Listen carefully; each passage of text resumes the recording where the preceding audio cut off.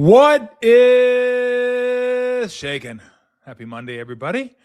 It is Monday, so Brent Jones joins us as always, and I don't do it enough, but I'm going to do it now. I'm going to thank Brent for joining us every Monday throughout football, and then a lot of Mondays not through football.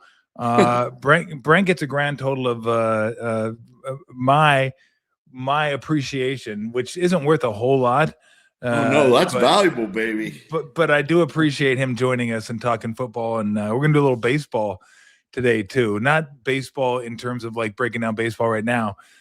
John Sterling, legendary Yankee broadcaster, passed away today at the age of 87. So we're gonna play some of his most notable home run calls because some of the nicknames he had were just incredible, and some of the calls he had was incredible. I remember thinking that this goes in New York, like they actually do this in New York, and they did, and it worked, and it was fantastic. So I want to thank Phil Work for being our sponsor.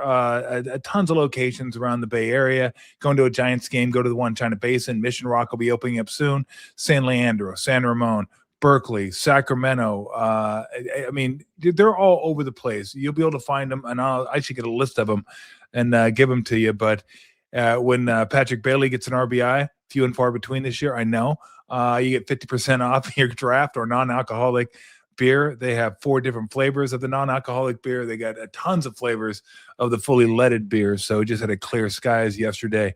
Fantastic. So if you happen to be in the mood for a beer and happen to be in the area, which is just about anywhere in Northern California nowadays, stop on by and grab yourself a Fieldwork. Hello, Brent. How are you? Tommy, I am great today. You look great. You look fantastic. I don't know if I look fantastic, but you look fantastic. I feel pretty good. You look fantastic. You look like it's been a fantastic Monday. There you go. When's the schedule coming out? Will anybody know when the schedule comes out for the NFL? It's probably like, what, 2-3 weeks? Yes is the answer. I think we probably have a delta between May 12th and the 19th. Yeah, you're probably right. Because I need to figure out where we're going to go. We need to plan our trip this year. Yeah, I just like the way you use Delta. That was really nice. Showing off he's flexing his Santa Clara education. That was a good flex. I did hear something about the 13th, but you never know. Yeah, well, hopefully it comes out soon. Hopefully they don't sneak a Niner Cowboy game into the Thanksgiving window. It would be a great game. Wow. It would foil my plan though to be in Dallas early in the season. So it would foil the old plan. That is, we're kind of hoping for Dallas, Kansas City, or Seattle. That's what the dream is for early in September, but we'll see. You know what? To dream the impossible. Anyway, that's stupid. Let me ask you this. Sense. Since they have Australia, do you think they're going to make them go anywhere far and significant the rest of the month? I wouldn't think so. I would think that would rule out New York and Cleveland, and it would bring into play Seattle. It wouldn't bring into play the Rams because that is the Rams game. Yeah. I was thinking they probably wouldn't hit them with 2 division games in the first month, although they could. They could. And if they didn't, and they didn't want to make them travel, then we're looking at Dallas, then we're looking at Kansas City, because I think they have Atlanta this year and a couple other Eastern time zone teams. So hopefully, Kansas City be the best. Like Kansas City is the one we're kind of hoping for. Never been to Arrowhead. There's a baseball stadium there. I've been to Kauffman before, but I wouldn't mind going to Kauffman again. Missouri football, and it's in the middle of the country. You could shoot around and go other places as well. So Seattle or Kansas City is kind of what we're hoping for, but we'll see. Dallas, who's going on that trip beside Bergie? Is it just you two? No, Bergie and my good friend Steve Davidson, and then my brother Jeff. Nice. We'll go. So, we finally got Jeff out last year. Finally got him out of the house. Like getting Jeff out of the house is a real chore. It's more of a chore than it should be. Like it shouldn't be that much of a chore to get someone out of the house. It's like not with the boys for football on the road. Yeah, just get out of the house. Go do something. Come on, Jeff. Stumble and fall out of the house. Pick Oh my goodness gracious. So I thought what we would do today, did we see the Avalanche score 18 points? Well, the Avalanche, Brent, did you see the Avalanche score 18 points? I did not. That's a lot of UFL? goals. Well, it wasn't 18, it was 15. It was 9-6. Okay. Yeah, so it's 15. Oh, the game. I was thinking, man, I didn't see that. No, that was a good hockey game last night. It was like summer league basketball. Yeah. It was just 9-6. So great. Gotta love defense. Defense wins championships, baby. That's right. How's Dallas feeling about their stars? Do they care about how does hockey go over in Dallas? Actually, hockey goes over fairly well. That's what I thought. I think the boys went to their first hockey game and they were fired up. I told them my daughter was getting my son-in-law Corbin tickets for his birthday, and I said, you gotta go behind the net, because that was my spot where I used to go with Ralph and take. Right. I'm like, there's just too much action. You can see things form. There's guys smashing in the boards. So they went, and the boys were just psyched. They're coming home, flying around. They know nobody in hockey. They've got jerseys. I'm like, who's your guy? Yeah, whatever. It was the best. Guys were smashing each other. And they each got a puck in the pregame. Oh, they did?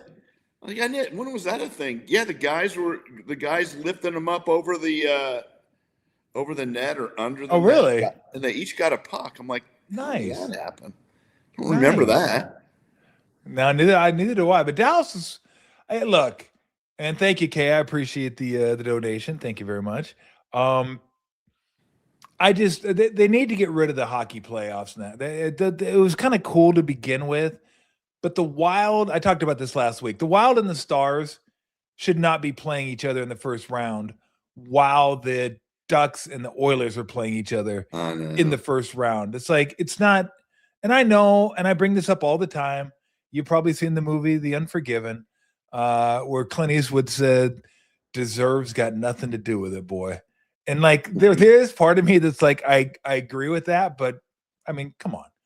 You have 110 points and you're playing a team with 108 points, and two teams with 92 points are playing each other. It's like, and then they get to play the Knights, who had like 94 points, and the Wild now have to play the Avalanche, who are the best team in hockey. I guess it is what it is. You just deal with it. But the playoffs shouldn't be this hard, Brent. They really shouldn't. They should do what baseball does. I think baseball still does this. They should do what football does.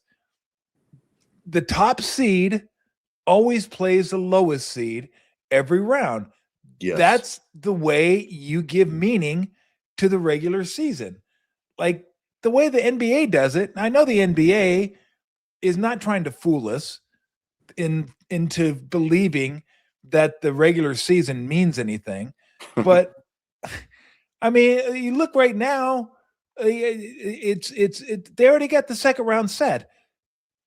Detroit should get to play the 7th seed, which would be 1,000%. Not that they want to, because Philly's healthy now. They're better than a 7th seed, but New York's already locked into them. Why? Because the NBA has their playoff brackets. Yeah. I think I told the commissioner this one time, Brent. I said, look, this isn't the NCAA tournament. No one plays NBA brackets. Who's going to play NBA brackets? Okay, fill out your brackets. Nobody does that. Doesn't exist. And I know travel can get in the way and that kind of stuff, but still, best should play the first, worst every round.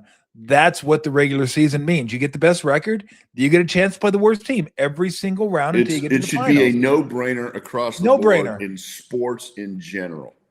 And it isn't. Yeah, I know. And it's just dumb. It's just dumb. I agree. So go ahead. No, I was going to say, it's frustrating. Hey, did the Pistons comeback surprise you? Man, I was thinking that they were on the ropes and discombobulated, a week ago. Like, wow. I guess. Yeah, well, let's not forget that Franz Wagner missed the last 2 games. And I think he was out. I think he got hurt his calf in game 5. So I think he partially played game 5 and then came out and then didn't play the rest of the series. And then Detroit went on to win. Now I'll give Detroit credit, but I mean, Orlando was handling them pretty well. I was surprised. Yeah, Wagner's a big part of that team. Like he just makes them Good better. He's their, him and Banchero, he's their second best player. He's another huge body at 6'10" that can handle the ball and do things that are tough to contend with. So, and look, it is what it is. And that's the real problem I have with the NBA playoffs nowadays, is that these guys play less than they've ever played. They have the best training they've ever had. They have the best nutrition they've ever had. They have more knowledge about their bodies than they've ever had. Yet when it comes right down to it, Wagner gets hurt in the playoffs. Luka hasn't played yet. Durant was out in the playoffs. Reeves just got back in the playoffs. Anthony Edwards is out. DiVincenzo is out. Like Williams is out for OKC.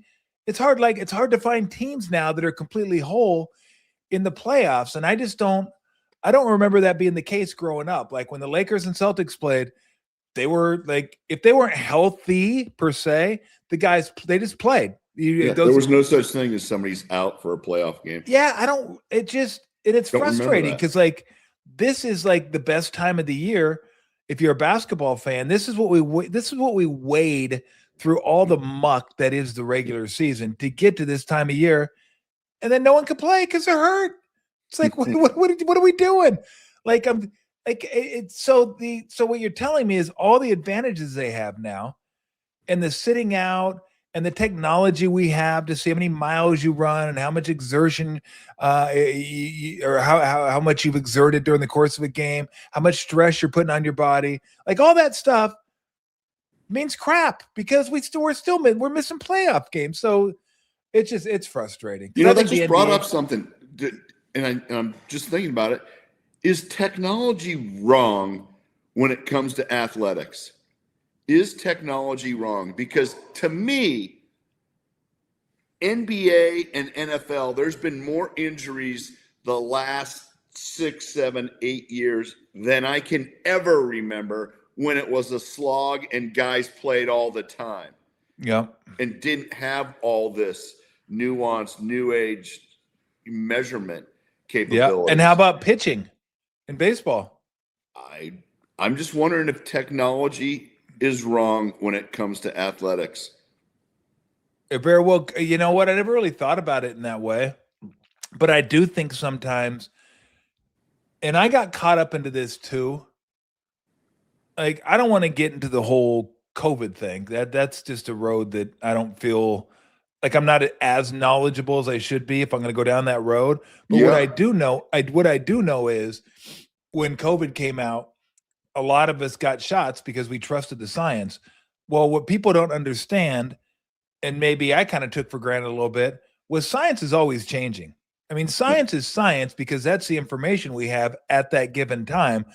Science changes because information changes. So we look back on that time now and go, maybe the science was wrong. Maybe we didn't have it right at that time. And maybe we'll look back on this time and say, you know what? Maybe they were wrong. Maybe technology was wrong. Maybe pitchers should have pitched even more. Maybe players should have played even more. Maybe they didn't play enough to build up calluses. So when something little happened, that it didn't put them in the shop for two months. My buddy brought this up today because I brought it up as well.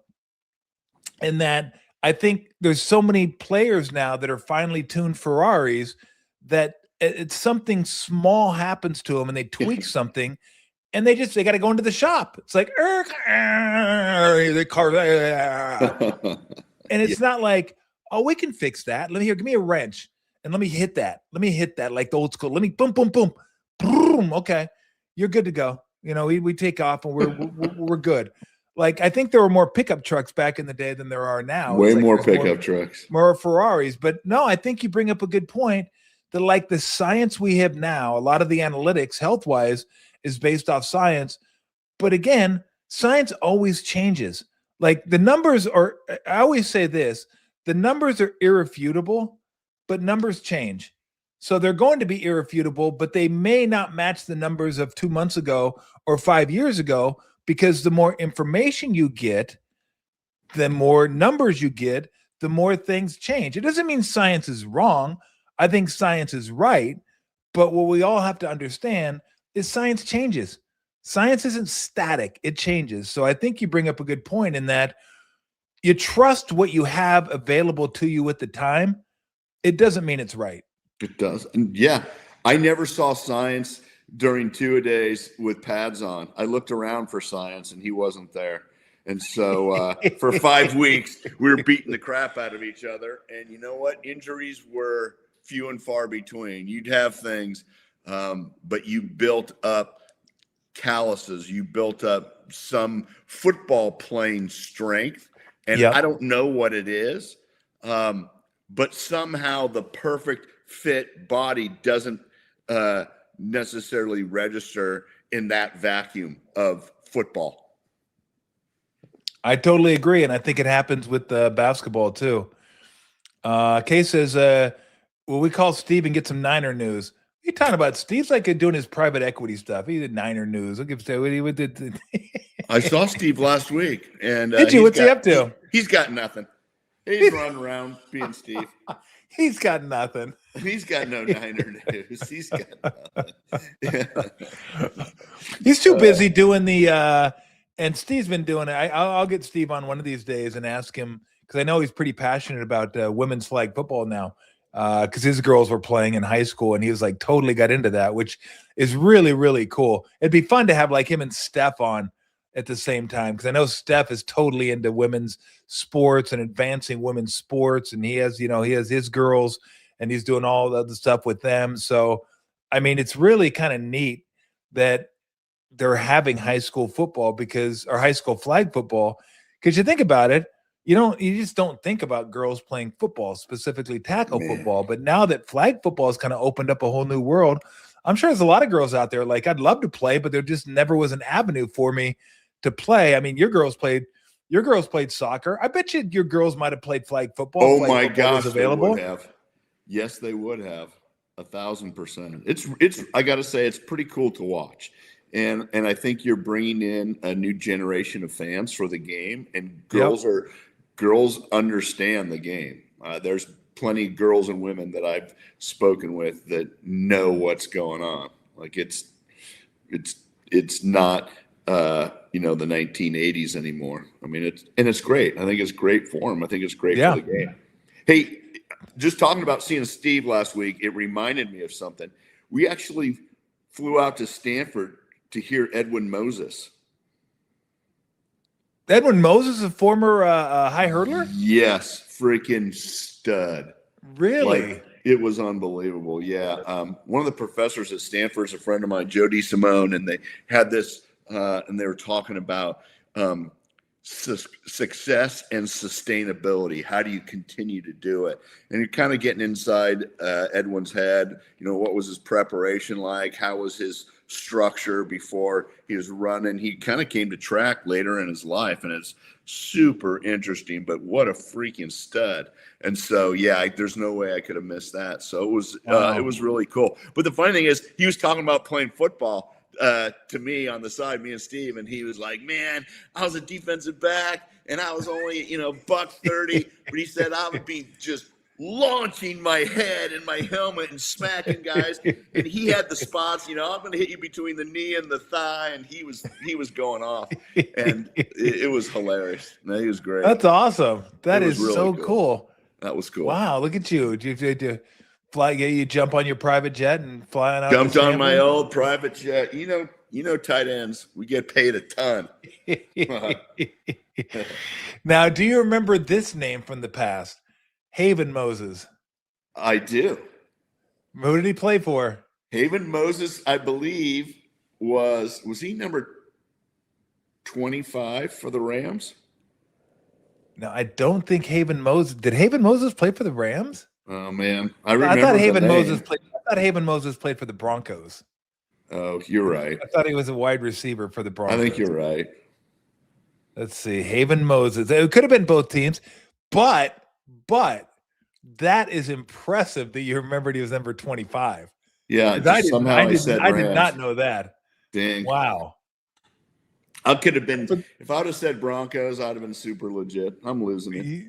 He played for the Bills and the Broncos. So he played for the Bills. He had a long career, 4 years with the Bills and 8 or 9 with the Broncos. So he played from 68 to 81. That's legit. Wow. That is legit. He made 1 Pro Bowl when making a Pro Bowl was like actually doing something. Yeah. I don't know. Shadir Sanders had a heck of a season last year. Oh, speaking of the Sanders, before we get to our rule changes and stuff, and if you're hanging in there, Brent and I are also going to play some John Sterling sound for you. So you're not going to want to miss that. That'll be at the end of the show. Did you enjoy what Shiloh Sanders had to say? It made me laugh. I mean, are you kidding me? I mean, you can't say that, but it made me laugh like, oh, holy cow. Can you make a sandwich? Yeah. He was talking to, what was it? I think her name's Mary Kay Cabot. Mary Kay Cabot. She's been covering forever. Been covering the Browns for like 20 plus years. Yeah. As legit as they come.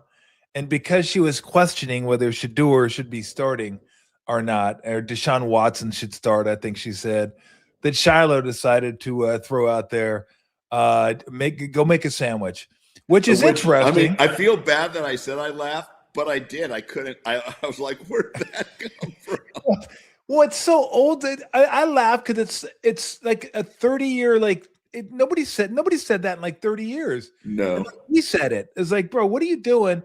And the other reason I laughed was because I thought to myself, don't you have plenty of time to make your own sandwich? Like, are you playing right now? Like, what are you doing? Like, what are you? You're like the Ball brother, LeAngelo Ball, that like didn't play in the NBA. You're like, they just go away now, okay? And let Lonzo do his thing, LaMelo do his thing. Just go do your thing. Nobody cares about you right now. And like the fact that Shiloh said make a sandwich, it's like, bro, you got plenty of time to make your own sandwich. So why don't you go do that for yourself? Like I'm sorry.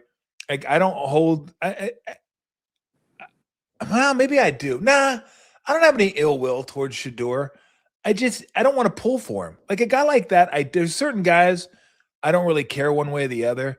He makes it awfully hard for people to want to root for him because he's such an ass, and his brother didn't make it any easier for him either. Just let him have his own career. We don't need you speaking up for him. Speaking of guys it's hard to root for, what about Diego going to Baltimore? You rooting for him? No. Me neither. No. I want to root for him. Like, I mean, he's an underdog. I want to root for, like, just I want to root for a guy. Thoughtful, humble underdog, and you got way more people in your corner. It's just, I mean, I guess you are who you are. Maybe that helps him get to where he was. But yeah, I'm just like, I want to see him go out there and just get destroyed. Just absolutely destroyed. Absolutely. And just like, somebody had a pretty funny comment on Twitter. They said I'm going to paraphrase a joke, and I'm going to probably ruin the joke, but it's a pretty good joke. They said it was kind of rude of the Baltimore Ravens to invite him to mini camp, not regular camp. I saw that. Now that I did laugh out loud. I did laugh out loud at. It's like, bro, just make it easy on people to want to like pull for you and root for you, and maybe they don't care. Again, it's a whole social media age too. Like, I don't think that helps. I don't think that helps people. Like, look at this guy.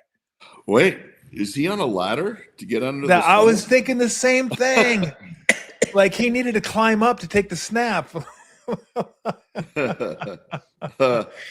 Whatever. Whatever. I mean, he maybe he'll be in the league. Maybe he won't. Maybe he'll have the last laugh. Maybe he won't. I don't care. You know, let's put talent aside.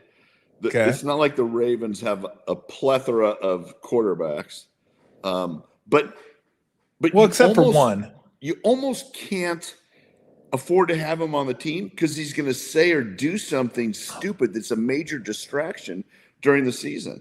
Like, you'd almost have to lock him down, put tape over his mouth, and say, okay, if you're on the team, you have to wear this tape over your mouth every day. Because you're going to say something stupid. They could get him that tape. You know what I saw this weekend? It's tape that you put over your mouth when you sleep. Have you heard of this tape? No. What, so you can't breathe? No, so it forces you to breathe out of your nose. Come on. So I guess for mouth breathers, which I think I am. I think I sleep at night with my mouth open, although I've not videoed myself, so I'm not positive. But it forces you to breathe out of your nose. I thought it was kind of the worst name I'd seen for a product, but I think it's the best name. They call it hostage tape. That sounds Which I was like, wow, that seems kind of hard. I go, that seems kind of harsh. And then I thought about it more. I go, it's actually pretty. There it is, right there, hostage tape. No way. That is hilarious. I was like cracking up. I was like, wow, okay. Hostage tape. I kind of like it. I always laugh at like that. Breathe right. That was Jerry's big deal. I used to that was on the nose. I wore those Band-Aid on your nose isn't going to help you. I wore it in an NBA game. I wore that. Come on, you fell. I did, and it actually worked. No, it actually. No, I kid you not. It actually opened up my air passage. We're having some good comments coming in. Oh, I got one of those, and I go, I need that thing. Was that Jerry that did that? Yeah, Jerry was the guy. Really? Right. Yeah, no strips. I think he was the very first guy. I know we had him on because I was like, what the hell's that? I remember Jerry doing Tiger Balm. I remember him doing the Tiger Balm commercials. Yeah. I think Jerry, if I remember correctly, you can tell me if I was wrong. I think Jerry was a little miffed that he didn't get the endorsements that other people were. There it is. There's Jerry with the Breathe Right on. Look at that. Hey, Jerry, I'm with you on that one. I used it, and I actually thought it worked. So I didn't continue to. Once I ran out, I didn't order anymore. I mean, theoretically, it is Jerry Rice, so I probably should have done whatever he was doing.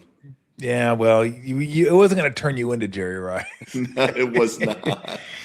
But I think Jerry was like a little miffed that he didn't get more endorsement opportunities for being the greatest receiver of all time. And I thought, he's probably right. And then I heard him doing the Tiger Balm commercial. I'm like, oh man, that's what he's doing, Tiger Balm. Like Jerry should get better. And then he did Van Heusen with Steve. I always kid Steve about that. I go, how many of those Van Heusen suits do you still have up in the closet? You still wearing Van Heusen? And he Van just Dork. He's a Van Dork wearing that stuff. Not Van Dork. Yeah, pretty much. Or Van 70s. Like, hey, good luck. Van 70s. Good luck. My grandpa wore Van. Oh my gosh. Oh my gosh. Man. So what good. Was it? Was there anything that anybody on the team endorsed that you guys just killed him over? You guys were like, are you kidding me? I'm sure there was. I don't remember Joe doing much. I don't remember Joe doing much stuff like when he does more stuff now than he did when he was way more. You know what, Tom? Part of the endorsement thing is it really wasn't as big of a deal in football back then. And guys, I remember guys used to talk about it and say, well, you got your helmet on all the time, so people don't know what your face looks like. Yeah. Which is kind of a weak excuse. But I'm trying. So I do remember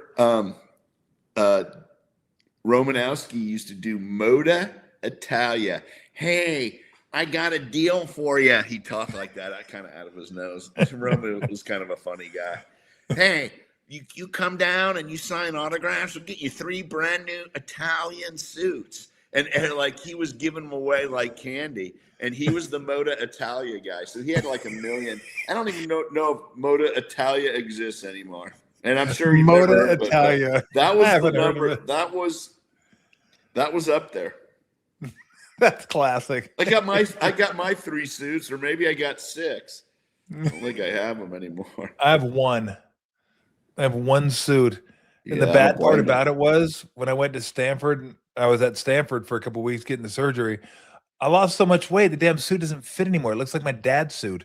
Like it looks like a kid wearing his suit. And I'm like, what do I do? Do I get it taken in? And then I got to get it let back out? I go, do I just live with it? Like it's a black suit. So it's really, I got a black suit because I wanted to be able to do the the funeral wedding type deal. Like, okay, I got funerals covered and weddings covered.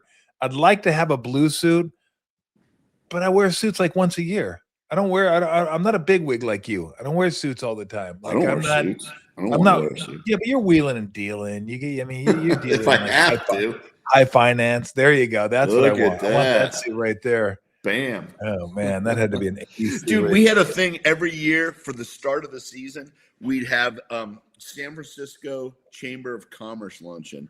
And right in the middle of a practice, we'd have to cut it short. We'd practice in the morning, and everybody would have to wear a suit and tie up to the Chamber of Commerce luncheon. And to incentivize guys, like each position group had an award, and you get $500 if you were the best dressed guy.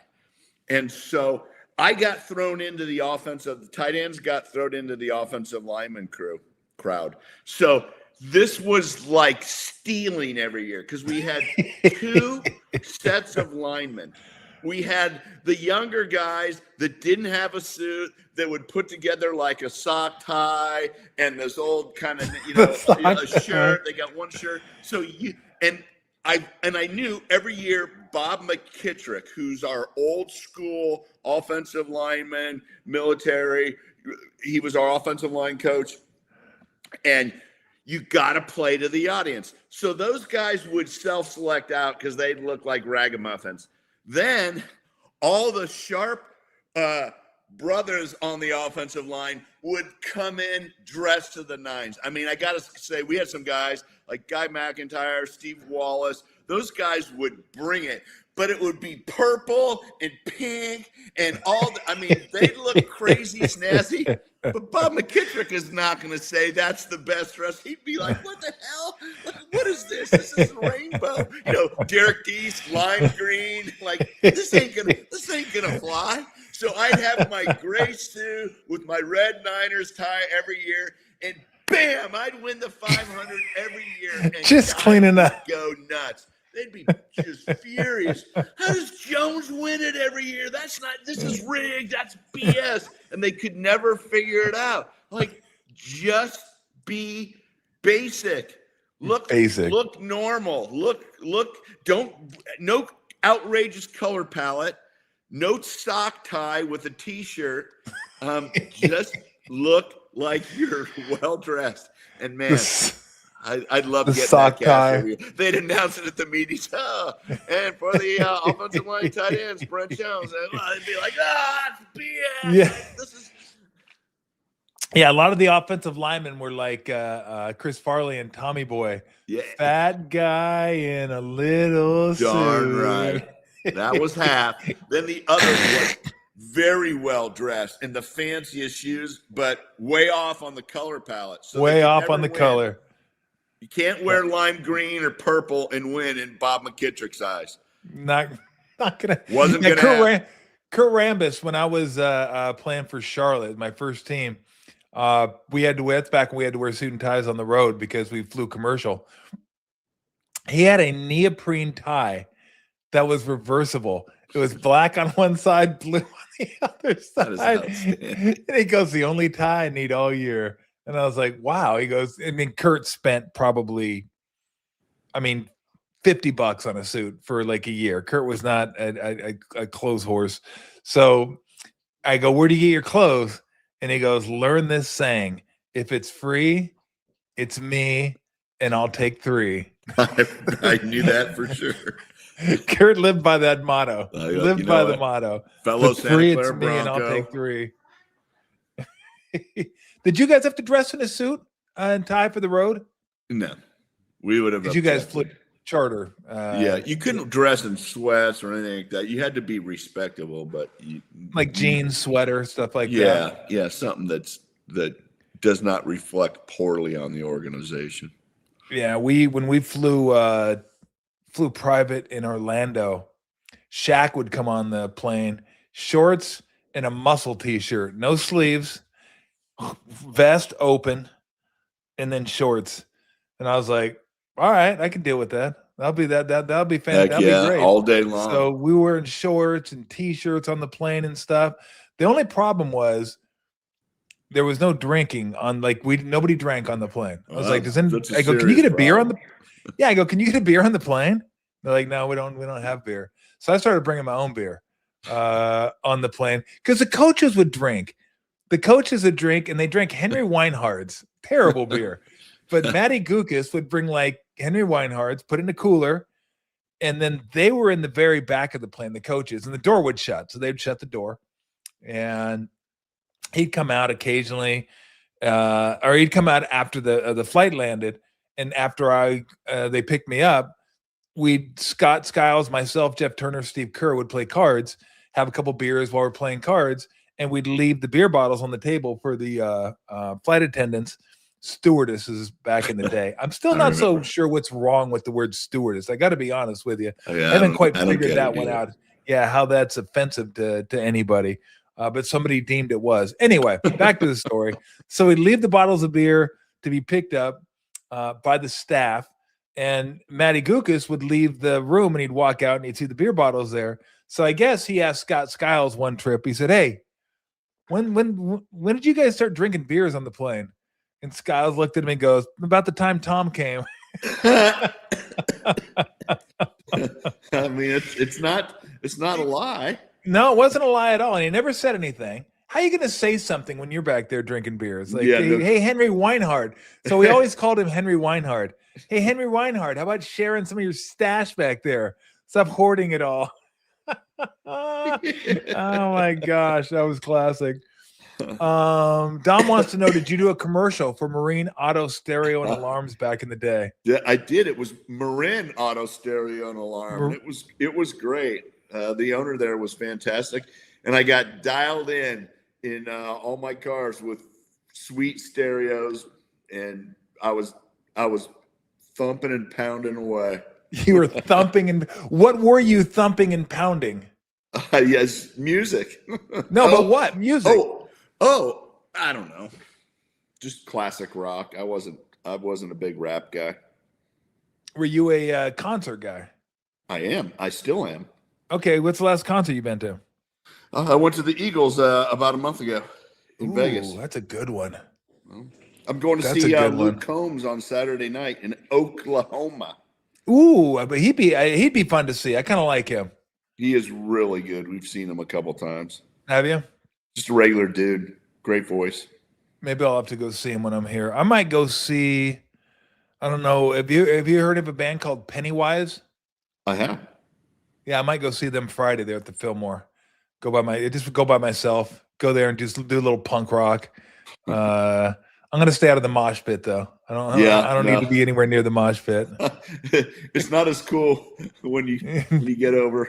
No, it's 45 not 45 or 50. No, I'd like to keep my knees exactly where they are. So I was like, you know what? No, because Lori loves music. Not a punk rock fan though. She's not punk rock. So I was like, go over there by myself, drive over to the Fillmore, have a couple beers, watch the show, and then come back home. So yeah, I think Bruce Springsteen just played last night. I've never seen him. I don't know if you're like, are you like a Bruce Springsteen guy? I'm not really, but I went and saw him once, and he has some good songs. I think his older stuff is more the stuff that I knew. Yeah, I could go see him. I don't know if I'd need 4 hours of Springsteen. Is this a commercial? We found we found the Brent Jones commercial. Come on, go ahead. I hope I'm stereo and alarm. Hey, Brent Jones, 49er All-Pro tight end. Yeah? Where's the best place for car stereo? Marine Auto Stereo and Alarm. And cellular phones? Easy. Love my Marine jersey. Auto Stereo and Alarm. Who has the best service and installation? Come on, Marine Auto Stereo and Alarm.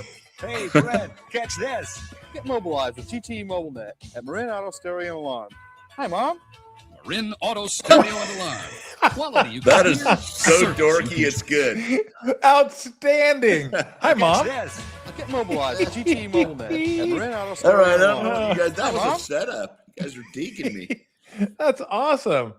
That's back when mobile phones were like, they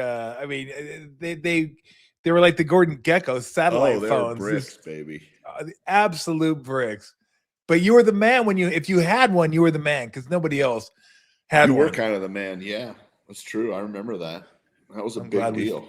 Yeah. I'm glad we found that. That's incredible. That is an incredible pull right there. Incredible pull. All right, so I asked you out there. All right, you ready to give us some NFL changes? Yeah, I've asked you. So I asked Brent what rule changes he would like to see. I figured there's not a whole lot going on right now in the league. And when there is, we'll get to that. But I figured what rule changes would we like to see in the NFL? And anybody that wants to throw their 2 cents in there, please do. So I asked Brent, like, come up with a couple. I couldn't come up with a lot, but I did come up with a couple that I'm curious to get your thoughts on. I wonder if we're gonna cross pollinate because we might. Go ahead. So what do you got? I need to have pass interference reviewable. Oh. How about that? I can't go with you on that. And we tried that. We didn't the NFL try that, and it was just an abject failure. But this is it's gonna staple on to the rest of my issue.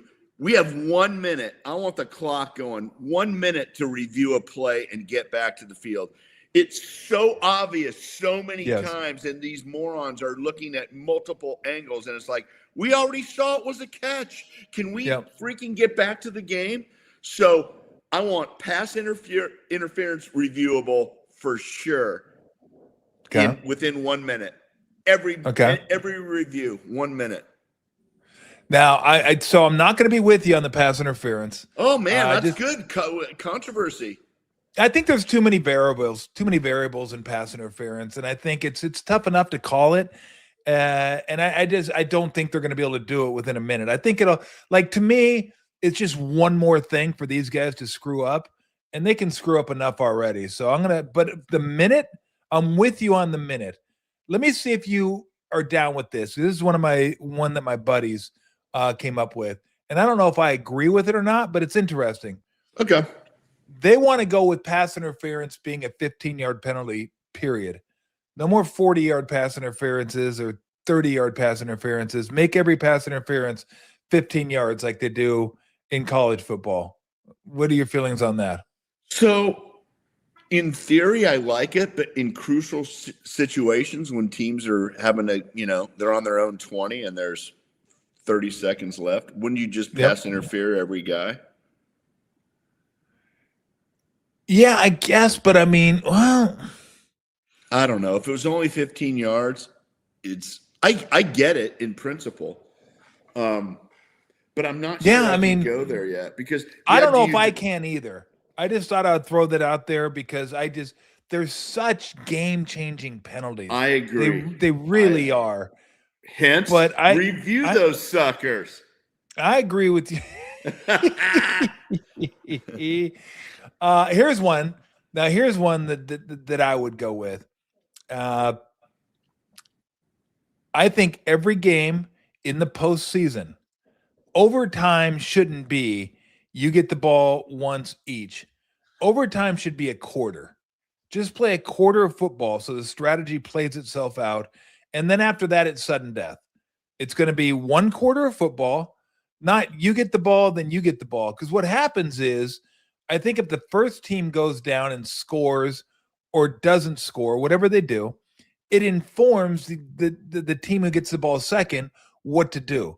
So they're going to be able to go for it on 4th down when normally they wouldn't, but they're going to because they're down a touchdown. So you have to go for it. So I think it's an unfair advantage for the team that goes second.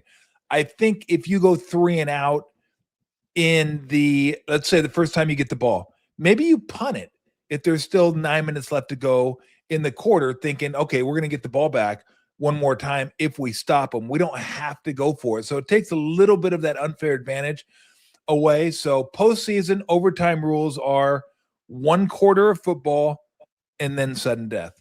What do you think of that? I like where you're going. I hate the sudden death rule. I hate the overtime rule right now. Mine was going to be, and this was one of mine, I want the college game for the NFL. I want the ball on the 20 or the 25, and I might tweak it and say no field goals allowed. I want somebody to score a touchdown and win the game. Okay. I'm gonna have to disappoint you and not go with you on that one either. Oh, Well, because it's a little bit too much like the shootout in hockey. It's a little bit too much like penalty kicks in soccer, like at the end of a game. Or like, I just feel like I want the game to be as much like a regular game as possible. Now, at some point, it's not going to be a regular game. In soccer, it can go on too long. So they give them an extra like 30 minutes, I think. I think it's 15 aside. And then they go to shootouts like in the World Cup, stuff like that, toward the end, knockout round. I think it's 15 aside. Could be 30 aside. Hockey, they just let them go on all night now. Stanley Cup playoffs, let them go on all night. They're not going to do that in football because it's a different sport. It's not like sudden death in hockey works, whereas in football it doesn't. But I think after one quarter, sudden death is fine. I don't like sudden death that started out. I don't mind sudden death after you play a quarter of football. Because I think most times, Brent, after a quarter of football, you're probably going to have a winner. a full quarter? A full quarter. I think the players' union would object to that, probably. Even in the playoffs? Yeah. Because they almost play a full quarter anyway now. Because when both that is true. Ball, they almost they do. probably play 8-9 minutes sometimes. You don't like the college. Minutes. You don't like college overtime. It's not. You think it's not authentic to the game. Yes, exactly. Okay. It's like a shootout in that. hockey. It's like a shootout in hockey. But just remember, you're looking at it from a player's perspective. Players don't matter anymore. It's all about TV ratings. I know. That's why all those overtimes exist exactly how they do. The only real authentic overtime is baseball. You're going to keep playing till somebody wins. We're not going to bifurcate the real game into a made-for-TV event. No, I get it. And bifurcate? I mean, you're really flexing Santa Clara today. I am. You are really flexing. All the words I know in one podcast. Really flexing Santa Clara. All right, what else you got? You got anything else? No, you know what? There was a part of me that it would upset the game, but I hate hard-fought games, coming down to a field goal. Now, our field goal kickers are so good. I mean, 60 and in you got a 50% chance of making that. Yeah. So I was wondering if there was a way to de-emphasize field goals at a certain point, make them worth less in the fourth quarter, or say you can't kick field goals in the fourth quarter. But I was kind of messing with it. I know it's a little out there, but the game, it's too easy to make a field goal. In the olden days, it was not that easy. Yeah. The game wasn't created to make 60-yard field goals to win games. And I mean, that's a great accomplishment, but it's just too easy nowadays. Two things, because I was thinking about this. Two things that I think you can do. Make the ball different than a normal game ball, or use a normal game ball. Like make the ball different to where it doesn't go as far as it has. Maybe like a golf ball, where you take you de-juice it. But here's Great the other ball. one. Because people don't realize the difference between a ball just coming out of the box and a kicking ball is probably 12 yards. Yeah. Maybe more. Or what if we narrow the goalposts? In the just fourth make it quarter. It's collapsible. Okay. What about if we spin it where it goes around and around? Even better. Oh, it's right down the middle. Doink! Oh no, they got it. So I think the ball could be changed, or the width of the goalpost. Like we can, Because remember the old college goalposts that used to be like 80 yards wide? Like, how could you even miss this? Yeah. Those were like high school. It's like, these things are so wide. It's so wide. It's like, good Lord. You could kick a south wind motorhome through those things, like let alone a football. So to me, the kicking has got to the point where we're seriously talking about guys making a 70-yard field goal. Yeah, I mean, that's not what we need in football. No. We need more football, less kickers is what we need. So I'm with you on that. Whatever we can do to de-emphasize kicking is going to be better for the sport. I agree. It just is. More going for it on fourth down, hopefully. Somebody said there was a rule in the UFL. I wouldn't know because I don't follow the UFL, that you can't punt once you cross the 50. Like, you have to go for it. I like that. That was kind of interesting. It's an interesting. I kind of like that one. This is one that our guy Bergie brought up that I'd heard before. Instead of having an onside kick, have a 4th and 15 at your own 20. And if you pick it up, you keep the ball. If you don't, they get the ball right where it is. So they're going to be in field goal range already. I kind of like that because the onside kick, nobody ever gets onside kicks anymore. I don't mind it. 4th and 15, though, that's convertible. 4th and 20, 4th and 18. Yeah, maybe 4th and 20. The other, it's funny that you mentioned that. The new stupid rule where you have to say, excuse me, we're going to have an onside kick. We're going to kick an onside kick. Yeah. That's stupid. Yeah, I hate that one. Although I did see where you're able to onside kick at any point in the game now. It used to be remember last year, it was just the fourth quarter. Like, even if you wanted to onside kick in the second quarter, you couldn't. Now it's like, now we're going to let you onside. Nobody does it because the rules. Give me the wedge back. Make the kickoff dangerous again. Make the possibility of someone getting drug off the field. Let's go. Want our football to be dangerous again. Make concussions great again. Yeah, make concussions great again. Make them happen. What do you think would happen? I've thought about this before, and I thought it was the stupidest idea ever. And then I thought, what if we tweaked it? Because somebody said to get rid of concussions, NFL players should play without helmets. And I thought, well, that's just really dumb. I go, of course, they're going to inadvertently run into each other's heads and kill each other. Yes. But I did say this, and I was half serious, but the more I thought about it, I thought it could possibly work. Take off the face masks. Go back to old school football. Wow. Where you don't have a face mask. Therefore, you don't feel comfortable leading with your head anymore. Now, inadvertently, again, you may get dinged, and that so I don't think it would work. But you get guys now, these helmets are so good nowadays. That's why people want to use them as weapons, because you feel like Iron Man inside this thing. It's like, let's get back to the helmets not feeling like an Iron Man helmet. I don't want leather helmets, but let's make it a little more dangerous than it is right now, leading with your helmet. Let's make worse helmets. Let's go shut. Make a crappy helmet. The old suspension helmet. You got a little piece of rubber and some rope.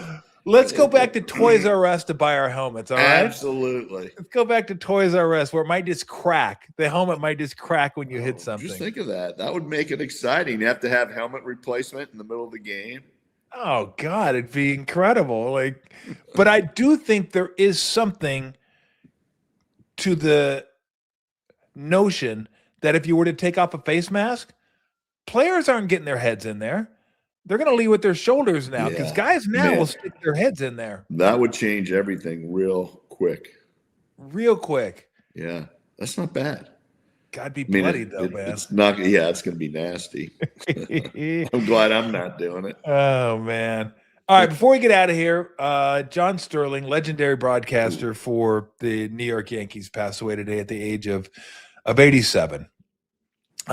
He was a guy that came up with wild home run calls for literally everybody. I mean, anybody that was anybody. My favorite's the Grandy Man can. The Grandy Man can. Granderson was incredible. So, one last one. Kay wants to chime in. He thinks it was you that said shredding for the wedding. Did you say shredding for the wedding? I think I did. Was shredding for the wedding? Was that you getting like yoked for your daughter's wedding or something? Probably. Is this like saying I'm fat? I kind of am. No, fat. shredding, like you're shredded. No, but I'm going big for Mother's Day. Are you going big for? You look like you're going big for Mother's Day. I might be. Oh, the camera puts on 10 pounds. Yeah. Yeah, please. Thanks, Kay. I appreciate it. All right, let's get back to John Sterling. So that was Curtis Granderson. The Grandy Man can. Oh, the Grand. Well, I'm sure we're going to hear that one. But he has like tons of home run calls for just about everybody. Jeter, Bernie Williams, like everybody. So we're going to listen to some of John Sterling's best calls. And this is legendary broadcaster John Sterling for the Yankees. He actually had one, too, where he got hit in the face with the ball, where he went, oh, the ball hit me. That was actually pretty funny. I don't know if we'll have that one or not. We may have it. But let's sit back and listen to some of John Sterling's greatest home run calls. Go ahead. Seattle, bottom of the 8th. 1 out, no one on. Here's Bernie. It'll be a 3-2. Swung on and hit high in the air to deep right. That ball is high. It is far. It is gone. Bernie goes boom.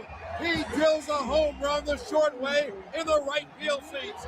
Burn, baby, burn. And the Yankees tied the ball game at 1. We're tied at 1, and this place is going nuts. 2 away. The Yankees down to their last out. And here's Tino. 1 on, 2 out. Pitch is swung on and drilled to deep right center. It is high. It is far. It is gone. The Bam Tino with 2 outs in the bottom of the 9th. He drills a game-tying 2-run home run. Oh, the Bam Tino delivers big time. And the Yankees on the precipice of defeat tie the game at 3. Posada is the base runner, so Broch is, of course, the tying run with 2 outs in the bottom of the 9th. Now Kim, 1-0. Swung on and hit in the air to deep left. That ball is high. It is far. It is gone. I don't believe it. Once again, deja vu. A 2-out, game-tying 2-run home run by Scott Brosius. Probably the most unbelievable feat in World Series history. The pitch swung on, hit in the air to deep center. The air back, away back in deep center. It is gone. Gonzilla. The thriller by Godzilla. Hideki Matsui, the Sayonara Kid, just lost one over the center field fence. Mattingly swings and he hits a drive to deep right center. It is high, it is far, it is gone. Back to back, in a belly to belly. John Mattingly homers in the right center field area. And the Yankees take a 3-2 lead. Runners lead. The pitch swung on, hit high in the air, deep down the left field line. It is going to be gone. He's done it. A long high drive down the left field line, just fair for a 3-run home run. Alex Rodriguez has made Major League Baseball history, the youngest player ever to hit 500 home runs. An A-bomb from A-Rod. That is steal swung on and driven to deep right. It is high. It is far. It is gone. He's done it again. Raul Ibanez has put on one of the great playoff displays of hitting. He drills one in the right field seats to win the game. Raul, so cool. Ball game over.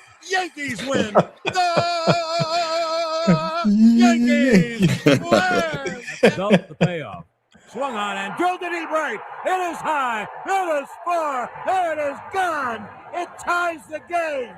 Didi Gregorius hits a 3-run home run in the right field seats. Yes, indeedy. Didi Gregorius makes Yankee fans euphorious. He hits a 3-run home run to tie the game at 3 in the bottom of the first. Well, the entire stadium standing. Jeter singled cleanly between third and short his first time.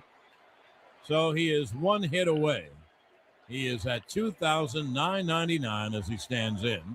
And there's the chant, which you can hear in the background. Derek Jeter. Here comes the 3-2 from Price. Swung on and hit in the air to deep left. That ball is high. It is far. It is gone. He's homered. Derek Jeter homers to tie the game. And there it is. Hit number 3,000.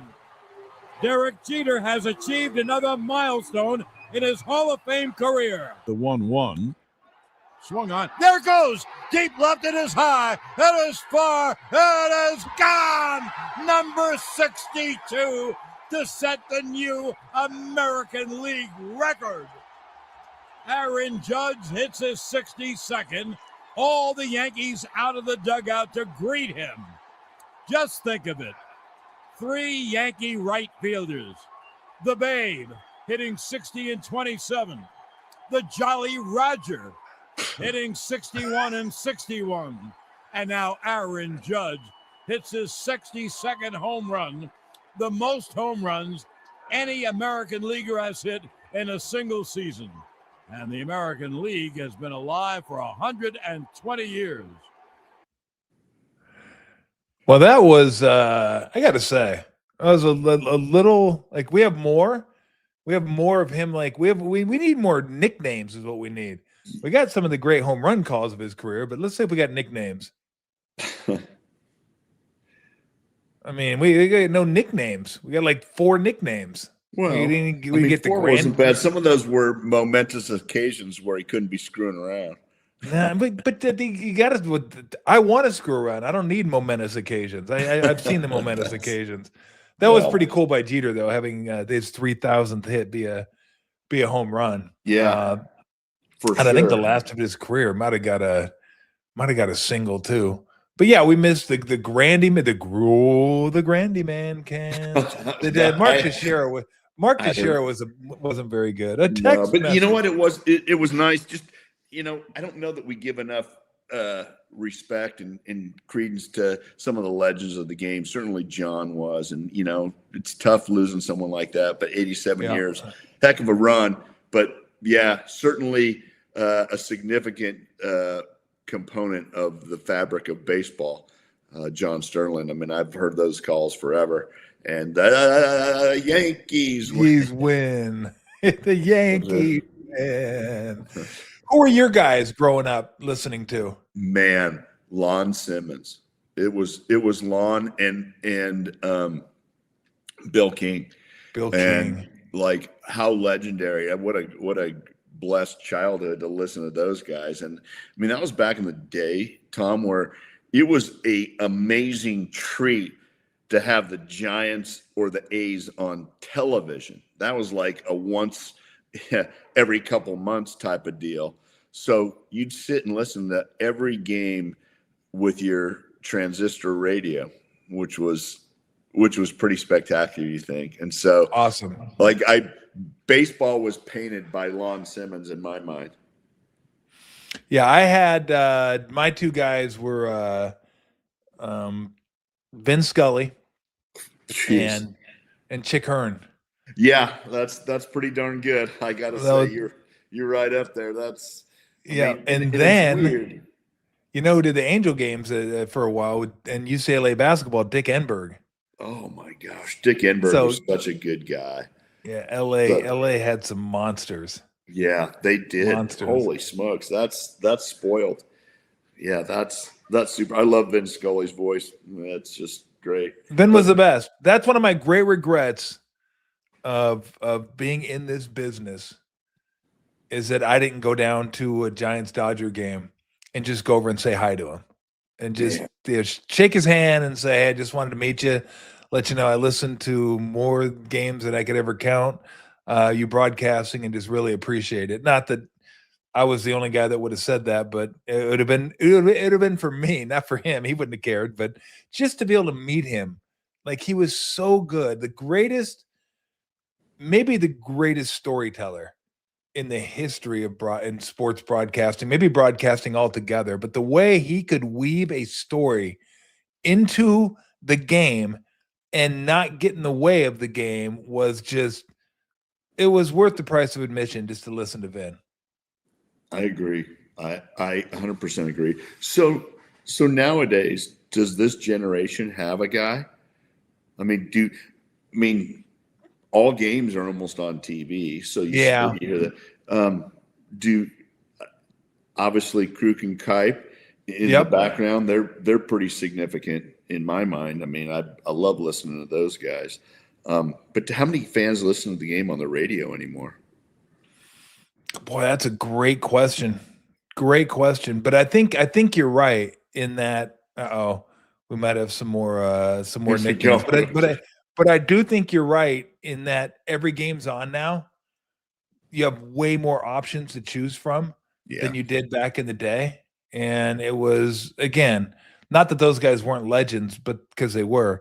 But I think if you're young now and you listen to Giants games, it's Kruk, it's Kipe. If you listen to the radio, it's Dave and John. Yeah.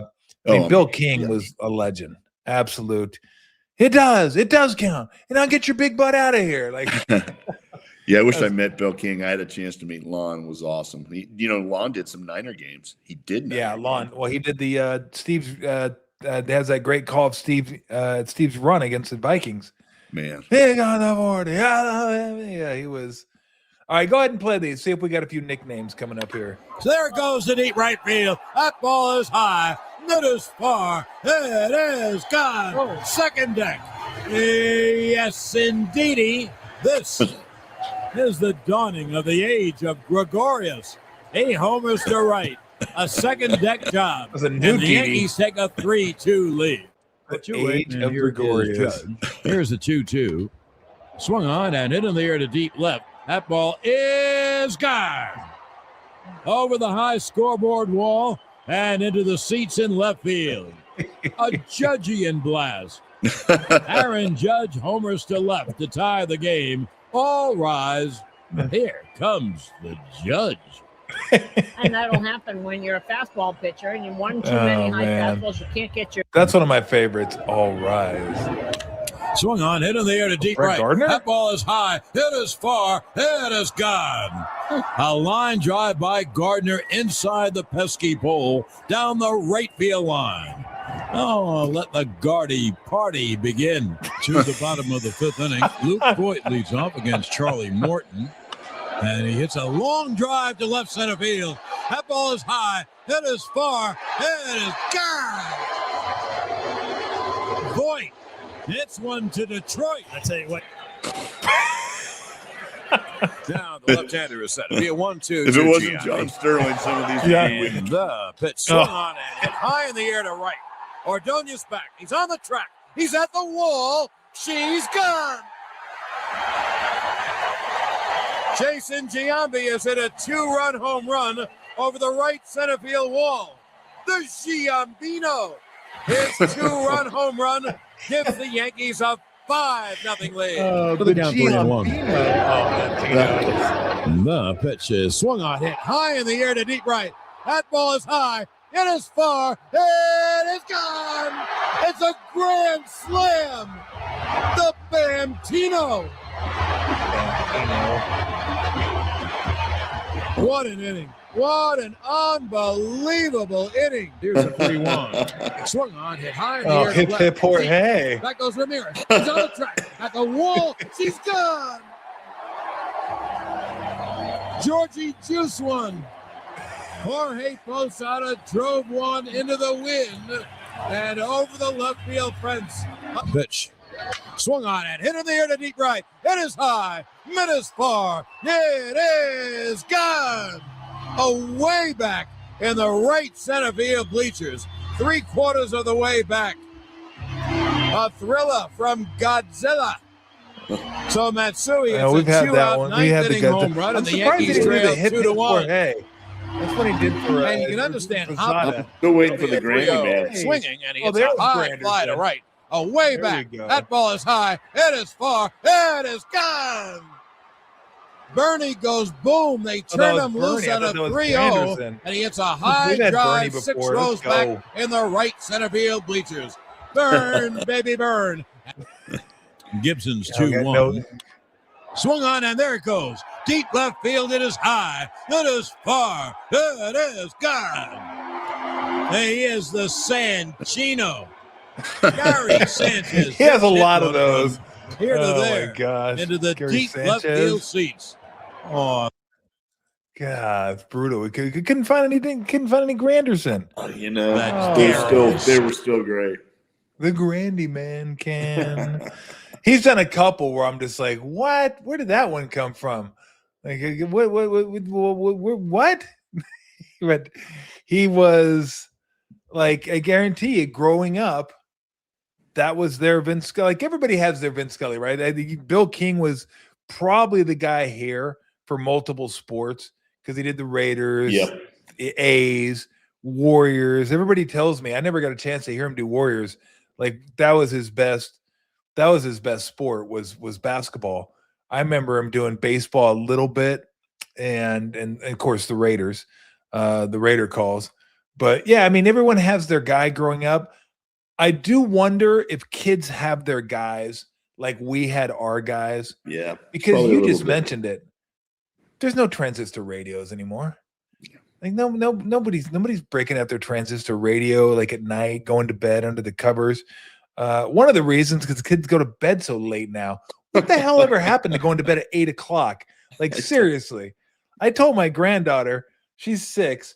She goes to bed, like sometimes she'll be in bed about like 9:30, 9:45. I'm like, what are you doing up?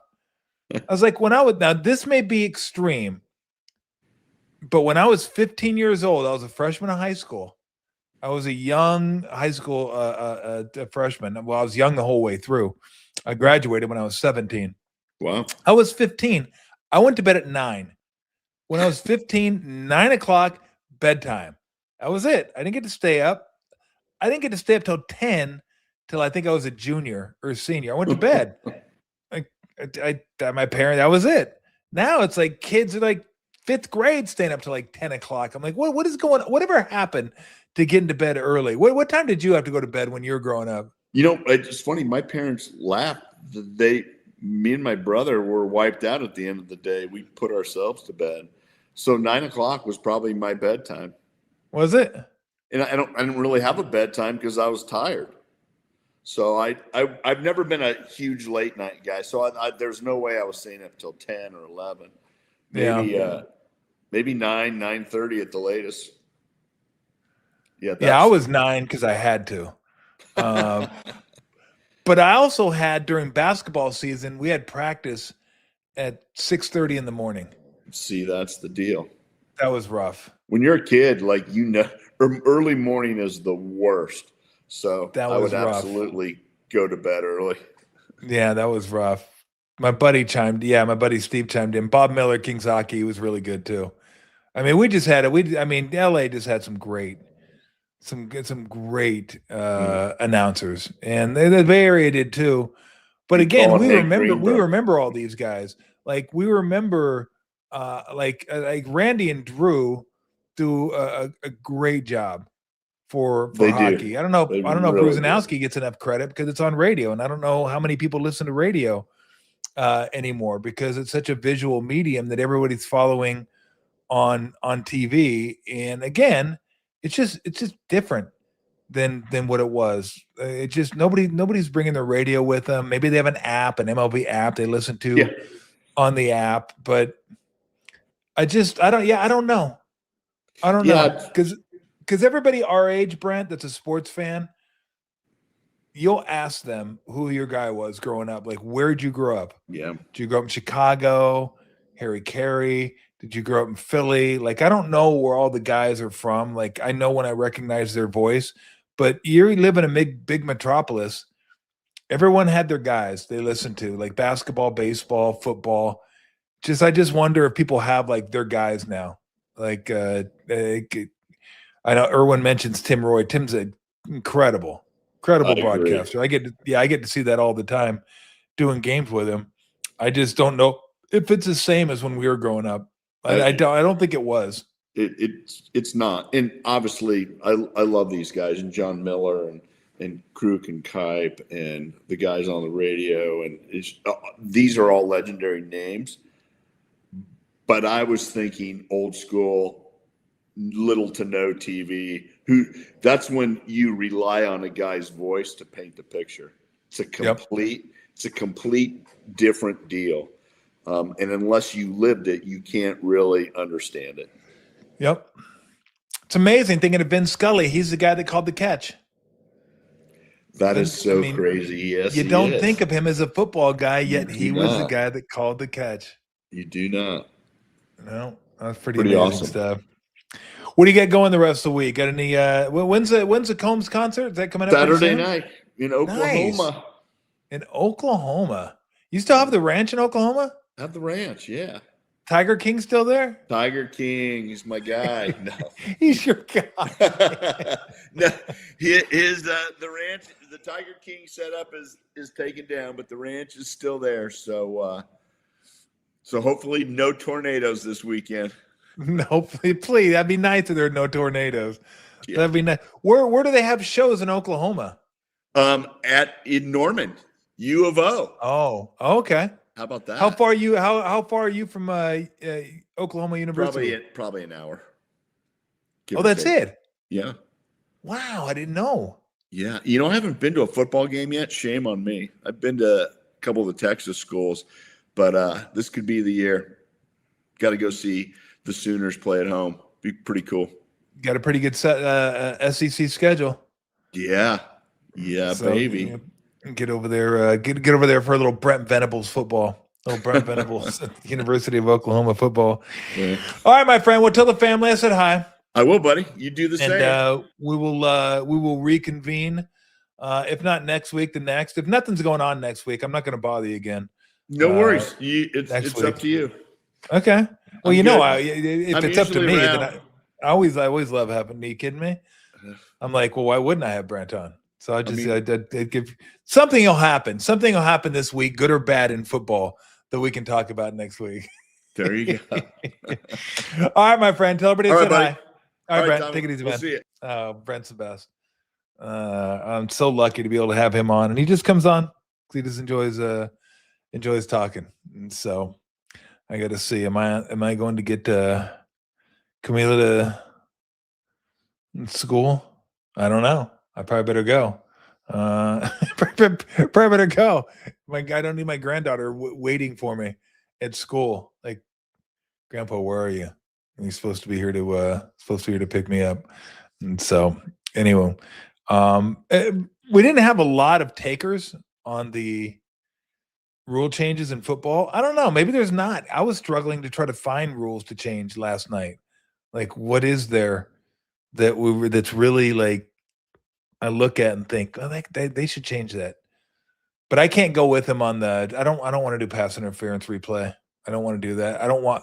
I'm becoming a minimalist when it comes to replay. I want less replay in sports now, not more replay in sports. And I don't love the college get the ball at the 25-yard line. Not that's a little bit like putting a guy in second base in the 10th inning. Regular season, do you want to do that? Do it. I don't really care. Do whatever you want in the regular season. When it comes to the postseason, let's play a full extra quarter and then go from there. Just my thought. All right, everybody, have a great day. Tomorrow, Jeremy Affeld. So we're going to be talking Giants baseball. Oh, Eldridge coming up, though. So he got that going for you. Let's distract you from how the team's playing and go, hey, Bryce Eldridge, he's coming up. Let's see how he does. Boy, the Giants they're not to 40 games yet, though.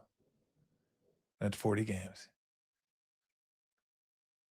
5 worst teams in baseball. 5 worst teams in baseball. 4 of them are massive market teams. Giants, Phillies, Mets, Red Sox. I think the other 4 of the worst 6, Angels, Rockies. How about that? So if you think you're feeling bad as a Giants fan, just think how the Mets fans are feeling. They spent a crap load more money, and look where they're at. Nah, it doesn't make you feel any better. So we'll see what happens. Eldridge's coming up. We'll see if they can turn the offense around. But the Giants are bad, and bad.